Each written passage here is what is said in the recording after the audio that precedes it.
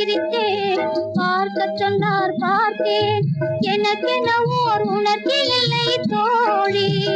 காதல் இன்னமுதே வாழிய நீர் வாழி.